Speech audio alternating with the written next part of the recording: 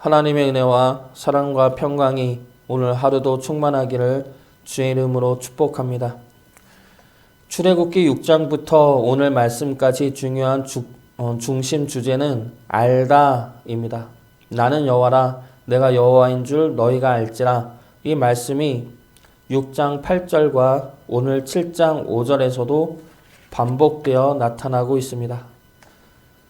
6장 1절부터 7장 13절까지 말씀을 보면 하나님은 자신을 드러내시고 있습니다. 먼저 하나님 스스로 나는 여호와라, 구원의 하나님이라는 것을 말씀하고 있죠. 그것이 6장 1절부터 9절까지 말씀입니다. 하나님 스스로 구원의 하나님임을 선포하시고 드러내는 말씀입니다. 그 다음에 이어지는 말씀은 모세와 아론 그리고 이스라엘 백성들에게 하나님을 알리는 말씀입니다. 모세와 아론을 포함해 이스라엘 백성들이 내가 여호와인 줄 알리라, 내가 알게 하리라, 이것이 6장 10절부터 27절까지 말씀입니다. 그 다음 28절부터 오늘 읽은 7장 13절까지는 애굽인들에게 하나님을 알리겠다는 말씀이죠. 5절 말씀 보겠습니다. 내가 내 손을 애굽 위에 펴서 이스라엘 자손을 그 땅에서 인도하여 낼 때에야 애굽 사람이 나를 여호와인 줄 알리라 하시매. 그래서 오늘 본문 말씀의 주제는 애굽인들에게 자신을 드러내시는 하나님이 되는 것입니다. 출애굽 과정에서 우리가 기억해야 할 것은 하나님의 목적은 단지 출애굽 구원에만 있는 것이 아닙니다. 그 구원의 과정을 통해 하나님이 누구인지 알리고 드러내고 우리가 하나님이 어떠한 분인지 깨달아 알기를 원하신다는 것입니다. 그래서 하나님은 이렇게 번거로우면서도 세밀하게 역사하고 계시는 것이죠. 그러면 오늘 본문을 통해 애굽인들에게 드러내시는 하나님은 어떠한 하나님입니까? 두 가지로 보겠습니다. 먼저 첫 번째는 계속해서 표적을 나타내시는 하나님입니다. 3절과 4절 말씀 보겠습니다. 내가 바로의 마음을 완악하게 하고 내 표징과 내 이적을 애굽 땅에서 많이 행할 것이나 바로가 너희의 말을 듣지 아니할 터인즉 내가 내 손을 애굽에 뻗쳐 여러 큰 심판을 내리고 내 군대 내 백성 이스라엘 자손을 그 땅에서 인도하여 낼지라. 여기서 바로의 마음을 완악하게 한다는 것은 하나님께서 바로의 마음을 일부러 완악하게 하신다는 말씀이 아닙니다. 이 말씀은 하나님이 바로를 내버려 두신다는 말씀이죠. 바로의 마음을 내버려 두면 완악하게 된다는 것입니다. 바로뿐만이 아니라 모든 사람들이 하나님이 내버려 두면 완악해지고 욕된 방향으로 가게 됩니다. 그러한 상황에서 하나님이 여러 표징과 이적을 행할 것이라 말씀하시는 것이죠. 표징과 이적, 이것들은 표적인데 표적은 그 자체로 목적을 가지지 않습니다. 표적은 사인이죠. 무언가를 가리키는 사인입니다. 예수님께서 이 땅에 오셔서 많은 환자를 치유하셨습니다. 이것을 성경에서는 기적이나 예수님의 능력이라 하지 않고 표적이라 말하고 있습니다. 무엇이냐면 치유는 예수님이 병을 고치는 능력이 있다는 것에 목적이 있는 것이 아니라 온전한 치유가 주님 안에 있다는 것을 알려주는 것입니다. 죄로 인해 생겨난 것이 죽음이죠. 죄로 인한 심판이 죽음입니다. 그리고 병은 죽어가고 있다는 심판의 표징이고 증거입니다. 그 병을 예수님이 치유하셨다, 고치셨다라는 것은 죄의 심판인 사망을 온전히 치유할 것이다 라는 것을 알리는 사인이라는 겁니다. 이것이 표적의 의미죠. 그래서 하나님께서 애굽인들에게 행할 10가지 이적은 그 이적 자체로 의미가 있는 것이 아니라 이적을 통한 하나님의 권능과 능력을 드러내는 도구요, 하나님을 바라보게 만드는 표시라는 겁니다. 그런데 그 이적을 10가지나 행하시죠. 반복해서 계속해서 행하십니다. 바로가 하나님을 알고 인정할 때까지 행하시는 것이죠. 모세와 아론이 바로 왕에게 처음 찾아가 하나님이 내 백성을 내보내라 하셨습니다 라고 말을 했을 때 바로 왕이 뭐라고 이야기했습니까? 여호와가 누군데 였습니다. 하나님이 누군데, 여호와가 누군데, 나는 알지 못한다 이죠. 나는 하나님을 모르고 여호와를 모른다. 그런 애굽 왕이 하나님을 알도록 하나님은 이러한 이적을 10가지나 행하십니다. 왜 10번이나 행하십니까? 한두 번으로 믿지 않기 때문이죠. 한두 번으로는 우연히 일어난 일이라 생각하기 때문입니다. 그래서 우연도 아니고 어쩌다 일어난 일이 아님을 확실하게 보여주기 위해 10가지나 이적을 행하시는 것입니다. 하나님은 우리에게도 끊임없이 표적을 드러내고 계십니다. 하나님을 믿지 않는 이들에게 끊임없이 표적을 나타내시고 계시죠.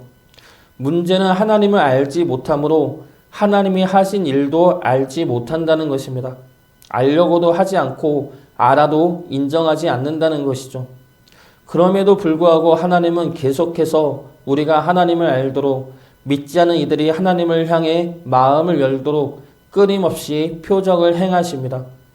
애굽에서 내린 10가지 이적처럼 크고 무서운 이적만이 아닙니다. 소소한 이적들, 소소한 이끄심들, 소소한 표적들, 지나치기 쉬운 표적들도 하나님은 수도 없이 우리 삶에 부어주시고 계십니다.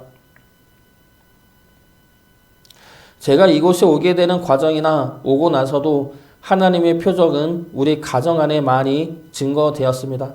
모두 기억되지 못할 만큼 많은 은혜의 표적들이 있었습니다. 그리고 더 분명한 것은 내가 깨닫지 못한 하나님의 표적 또한 아직까지 살아온 내 삶에 가득하였다는 사실입니다. 사는 게 바빠서 믿음이 연약해서 그냥 지나쳤던, 그래서 알지 못했던 하나님의 표적들이 분명히 우리 삶에 많았다는 것이죠. 하나님은 그렇게 많은 표적들로 우리 삶에 관여하시어 우리가 하나님을 알게 하십니다. 그 표적의 은혜를 깨달으시기 바랍니다. 세상 일에 바쁘고 지치다 보면 우리를 향한 하나님의 은혜를 무심히 지나칠 수 있습니다. 그 상태에서 벗어나 하나님을 바라보시기 바랍니다. 하나님의 은혜에 민감하게 반응할 수 있는 영적 분별력을 구하시기 바랍니다. 그로 말미암아 하나님의 표적의 은혜를 보고 하나님이 우리의 하나님 되심을 더욱더 견고히 믿고 나아갈 수 있기를 주의 이름으로 축복합니다. 두 번째로 애굽인들에게 드러내신 하나님은 승리의 하나님이십니다. 8절부터 13절까지의 말씀은 지팡이 싸움입니다. 모세와 아론이 바로왕 앞에서 지팡이를 던져 뱀으로 변하게 하자 바로왕의 마술사들도 똑같이 지팡이를 던져 뱀으로 만듭니다. 그러나 그 뱀들을 아론의 지팡이가 삼켜버리죠. 그러므로 하나님의 지팡이가 승리케 됩니다. 이 승리는 궁극적으로 하나님이 승리케 될 것이며 하나님만이 참된 신임을 드러내시는 사건입니다. 이 싸움에서 모세와 마술사들은 둘 다 지팡이를 뱀으로 만들었습니다. 겉보기에는 똑같은 표적과 능력 같습니다. 그러나 그 실체는 다르죠. 목사라고 다 같은 목사가 아닙니다. 교회 다닌다고 해서 다 같은 하나님의 자녀들도 아닙니다. 겉으로 보아서는 잘 모를 수가 있죠. 모두가 다 거룩해 보일 수 있고 모두가 다 그럴듯해 보일 수가 있습니다. 그러나 결국에는 참된 하나님의 자녀들만이 승리하게 될 것입니다. 그러면 이들의 차이점은 무엇입니까? 첫 번째로 자신을 드러내느냐, 하나님을 드러내느냐입니다. 바로와 바로의 마술사들은 자신들의 지팡이로 뱀을 만들어 자신을 드러냅니다. 우리의 능력과 우리가 가진 실력을 드러내며 자신합니다. 그러나 아론의 지팡이는 하나님을 드러내죠. 아론의 지팡이는 모세와 아론을 드러내는 것이 아니라 하나님만을 드러낼 뿐입니다. 두 번째로 누구의 말씀을 따르느냐의 차이가 있습니다.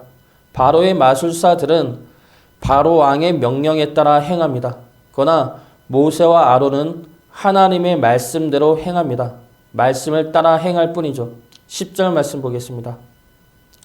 모세와 아론이 바로에게 가서 여호와께서 명령하신 대로 행하여 아론이 바로와 그의 신하 앞에 지팡이를 던지니 뱀이 된지라. 모두가 거룩해 보일 수가 있습니다. 모두가 경건해 보이고 믿음이 있어 보일 수가 있습니다. 그러나 결국엔 하나님을 드러내고 하나님의 말씀대로 행한 자들만이 승리케 될 것입니다.